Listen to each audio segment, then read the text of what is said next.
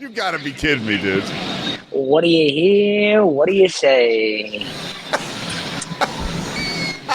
So you're my award-winning journalist. This is what that looks like. Don't journalists have to be chameleons? You gotta blend in, brother. Come on now. So what are you, undercover? Yeah. Undercover degenerato. Hey, show me where you are. All right, hold on. Let me turn my camera around. So I am in the infield boxes. So I'm in what they call the turf suites. So that's the infield of Churchill Downs, and the track is there. I am currently with the breast cancer survivors in their area, their designated area. Oh, cool. That's what cool. So that's who I'm working with today. Yeah, dude, this is the best thing I do all year for sure. So our job is, just to take care of the survivors today and make sure they have what they need. They got the food and drink and the vet windows and whatever else they need. Are people surprised because you look like a villain that you're there to actually help? No, I've been told I look very handsome today, actually, as a matter of fact. Well, you do look really handsome, but you look like Benny Blanco from the Bronx, from Carlito's Way. Not Benny Blanco, Selena Gomez's husband or whatever. No, you're John Leguizamo, Benny Blanco. That's it. John Leguizamo is a classic. Yeah, that's our boy. Yeah, you're on the come up, dude. Benny Blanco from the Bronx. Okay, so Nick, I do want to ask you a little bit about where, like, the Derby, the 151st running. Do you have any insight on who people should bet on? Bob Baffert is back, by the way, after a 3-year ban. Bob is back. Indeed, he is. Yes. Hold on. Let me pull it up because the Oaks program today has the Derby race and the pole positions in it. So I just got to find it. So today is the Oaks, by the way. Yes, which is, for people who don't know, it's the filly horses. And so the Oaks will run today, the best 3-year-old fillies. Tomorrow will be the best 3-year-old colts. And that'll be that. Yes. Okay. But there's a lot of chatter at the track today. Just like this is like a part of Churchill Downs I love, because like no matter what you're here for, I was here Wednesday, and people were like, "What do you think for Derby? What do you think for Derby? What do you who you thinking? What do you want? Nah. So it's just like this is the chatter of the track all week. There is a lot of love on journalism, obviously. Journalism is the favorite, the 8-horse. I don't know what the odds are right now, but in the book, he's 3-1. A lot of chatter about like how journalism has worked this week. He's gotten adjusted to the Churchill Downs track. Great. Coming in from Santa Anita. So really just like doing good. To have the favorite doing good is a good thing. There's some chatter about Luxor Cafe coming over from Japan, the number 7, who is morning line 15-1. A lot about like how he looks great. Same thing, working well, looking good, et cetera, et cetera. You talked about Bob Baffert, the number 4 horse, Rodriguez. 1 second before you get to Baffert. I want to talk about the Japanese Derby contenders. They've really been kind of on a run the past few years. What is the talk around the track this week? Around that, right? Like, is this nothing does this horse about have a leg up because it's coming from Japan? No, it doesn't. A lot of people don't like betting the Japanese horses, to be honest with you. But this horse has done. When a horse comes to Churchill Downs and works out good, and the times are good, and they do their 5 furlongs in XXX time, like there is enough chatter from Wednesday to Derby Day where they're like, okay, this is somebody we need to watch out for. You know what I mean? Yeah, sure. I mean, I don't, but that's why you're at the track. But that's like one of these things. And then, there are, but the thing about the Derby is, I'll say this, and we should get to Baffert, because Baffert's horse was getting a lot of love naturally. I mean, so many people just will close their eyes and throw a dart at Baffert's horse, right? So Bob Baffert has 2 horses in this year's Kentucky Derby, number 1, Citizen Bull, and number 4, Rodriguez. However, Rodriguez is scratched. So he scratched yesterday, which means for people who don't know, that means he's now out of the race. Yeah. And the 21 horse. We're not complete morons. We get some people don't know, Peter, unlike you. You know a lot about a lot. But the 21 horse is now in. So the first alternate is now into the field, Baeza, being ridden by Flavien Prat. And I think Baeza has a lot of juice. Baeza should have been in the first place. Yeah. but now he's in, and it's kind of people are feeling like it's written wrong, if you will. I'm definitely going to be sprinkling a bit on Baeza, the 21. What are the? I'm putting you on the spot. What are the odds right now? The book right here, the one I'm looking at, says morning line is 12-1 at Baeza. But I don't, because it's pari-mutuel betting, sure, all the stuff changes by the minute. Yeah. So, yeah. So, all right, so go back to Baffert. What is there, a type of talk or vibe or energy around him being back around Churchill Downs? Dude, come on. For sure there is. I mean, there is just a different level of buzz when he's around, man. I mean, he's trained the last 2 Triple Crown winners. He'd been suspended because he had won the Derby and they found out he was drugging horses. I mean, it just, the storylines just write themselves. It's crazy. But Bob is, from what I understand, he's in good spirits, doing well, trying to just get back in the swing from what I kind of understand here at the track. Any long shot that you like that we haven't talked about yet? Any other insight you can share that you've picked up being around the track this week and being there at Churchill Downs? A lot of people seem to like the 10 Grande, who is 20-1 right now. That is a Todd, Mike Rapoli, your boy, Middle Village, Mike Rapoli. There you go, St. John's. He's a Mike Rapoli, Todd Pletcher, John Velasquez. So that's kind of like the triumvirate of jockey, trainer, owner, and he's looking pretty. Dude, you got to talk to Rapoli. Isn't he a Queens guy? Dude, he grew up in my neighborhood. Yeah, so for people who don't know, Mike Rapoli is big time behind St. John's basketball and helping them. Oh, yeah. And Rick Pitino, but he sold Vitamin Water and another company. I mean, the guy's Billy. Body Armor. Body Armor, yeah. Yeah, bro. But he's a big source of income for St. John's and what they're doing. He's one of Pitino's boys, St. John's guy. So he grew up in your neighborhood? Uh-huh. He grew up in Middle Village, Queens. Dude, you gotta find. I mean, look at you. You're Nick Picht. Yeah, that doesn't get me as far as it used to. What about the guy with the real bad fake tan? Who's he? I have no idea who you're talking about. So there's a guy who owns horses because this Netflix show. Oh, dude, everyone's been on this damn show, and I haven't seen it yet. Yeah, so I've been so busy. There's a Netflix show about guys who own Derby horses, and this guy's just right out of Central Casting. He's obviously very wealthy. He's a little older now, and he's got like an orange glow to him. So you won't be able to miss him when he's there, Nick. Okay, very good. One more horse I want to point out is I would say Bob Baffert's second horse, Citizen Bull, the number 1. But there is it's a nightmarish draw for Citizen Bull. Citizen Bull is also 20-1.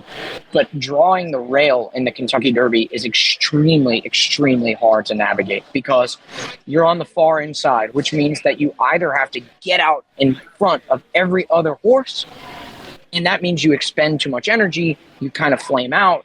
There's usually not much left in the tank if you're gonna have to bust out in front of a field of the best 19 other horses, right?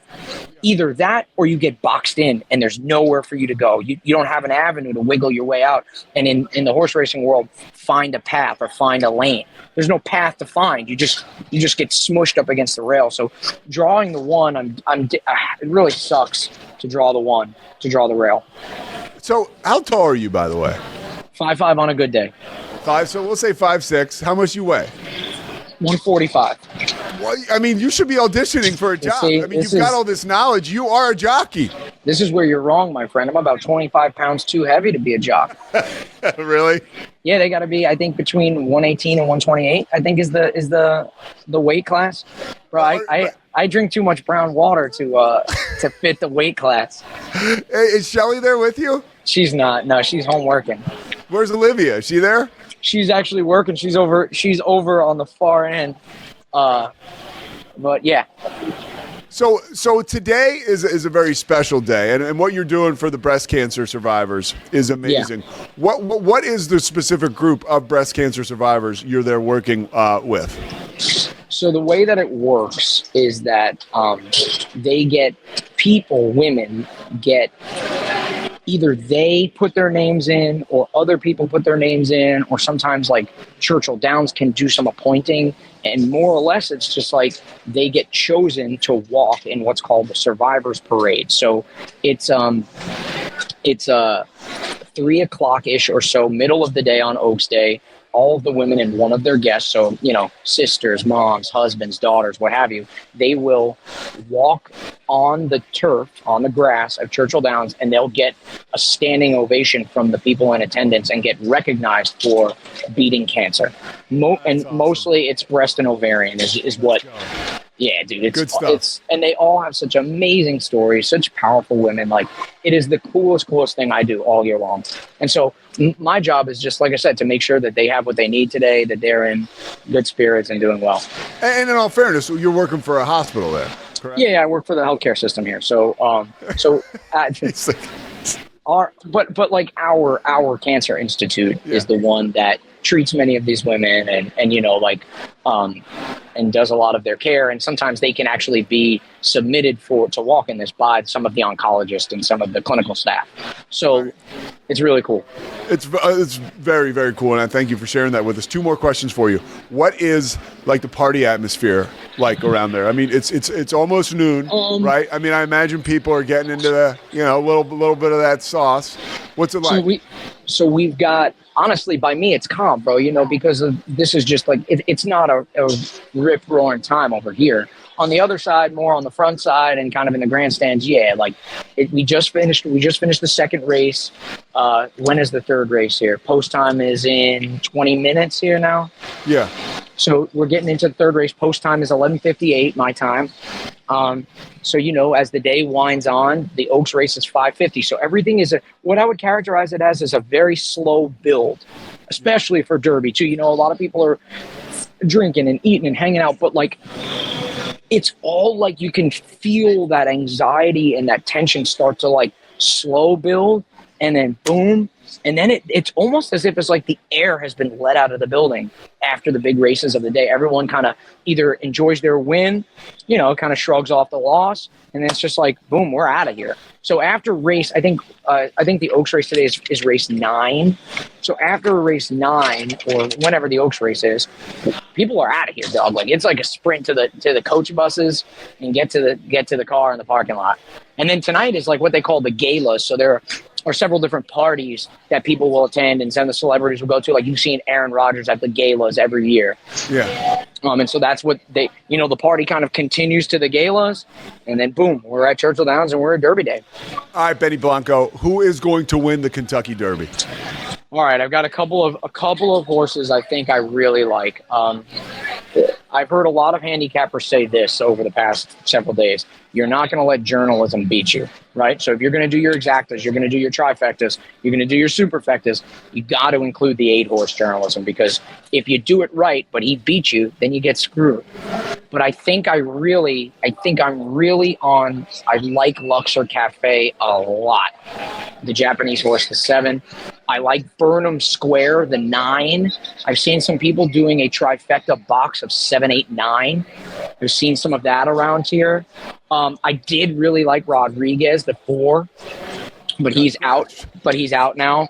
And I will definitely be backing Baeza, the 21, in some form or fashion. I think if you can go in with 3 Final Gambit, 3, 7, 8, 9, 17, and 21. And the 17 is one we haven't talked about. That's Sandman. That's getting a lot of buzz about a late closer. Now, it's hard in the Kentucky Derby. The late closers they rarely make it. They rarely get there. You want to be in the pace horses that are near or at the front, because the pace is quick, and getting there is hard to do with the best 19 other thoroughbreds. But I think 3, 7, 8, 9, 17, 21 are a good group of 6, right? That's 6 that can get there. Oh, dude, you brought it today, Nick. I appreciate it, man. Nick Picht live from Churchill Downs. I want to say, are you letting me go? Is that all the time we've allotted in the rundown today? You have anything else? Yeah, we got to wrap this up. Anything else? All right, 2 things. I mean, if we're gonna go for an Oaks winner, right? We're gonna go for an Oaks winner. Very big on number 7, La Cara. Okay. LA space CARA, La Cara, and it's chalky as all hell. But number 11, Good Cheer, is a beast, bro. A beast. So La Cara today. LaCara or Good Cheer. Okay. I've seen a lot of 7-Eleven Exactas, a lot of 7-Eleven Exacta boxes. All right. Now, you're normally here in a baseball capacity. What's the Indeed. biggest story right now in Major League Baseball? Aaron Judge is the best player who's ever lived. I don't want to hear anything else from your co-hosts or anybody else over there. Is this guy, you kidding me? The guy's hitting 415. If this were Shohei Ohtani, we'd never hear the end of it. And Judge, it's like peeps. It's like we got nothing. The guy is the best hitter we've ever seen. He's on base percentage like 501. It's crazy. It's crazy. Aaron Judge is the best player. Oh, the second biggest storyline is the NL West is a slugfest, and that's going to be awesome come down the end of the year. Who you got winning it? The NL West? Yeah. Oh, the Dodgers, but yeah. San Diego's frisky. Anything for our Texas Rangers faithful right now? They're struggling, and Corey Seager is hurt. What do you know? So here we are again. Corey Seager's hurt. Classic. But no, I mean, they'll be all right. They'll be there when it matters. What's your number one drink of choice over there? I'm a bourbon drinker, so I mean, for me, it'd be a bourbon, and one big rock. You're getting head nods from folks right around the studio. Scotty agrees. Yeah. All right, Nick. Weller Red, Weller Antique, Weller 107. That's the drink of choice for me. Look at this guy. I mean, I love you. Scotty, what do you got? You got something for Nick? Yeah. Nick, just really quickly, because I won't argue with you about baseball today. I'll go have a Weller tonight. Hell yeah! Think of you. We'll celebrate this together, man. I'll be drinking it like this.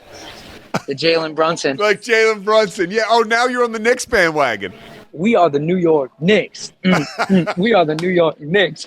I will say, the Knicks won that game. I immediately opened my FanDuel app and smashed Celtics -2.5 games. That Knicks team is toast. That Knicks team is toast. I think so too. That team sucks ass. I do think the same thing. Like, it was an amazing clutch moment for Brunson, and I love it. The fact that the Pistons were even like hanging around is a disgrace for the Knicks. They need to find a way to get Karl Anthony Towns to Siberia. Tom Thibodeau needs to go. This team is sorry. All right, we'll just we'll save off that talk for at least another week or so. Right? Right. But for now, we'll enjoy it while we can. All right, Nick Picht live from Churchill Downs. All right, buddy, we'll talk to you soon. All right, happy time. Oh, happy Derby Day. I mean, I imagine he was saying that was really awesome.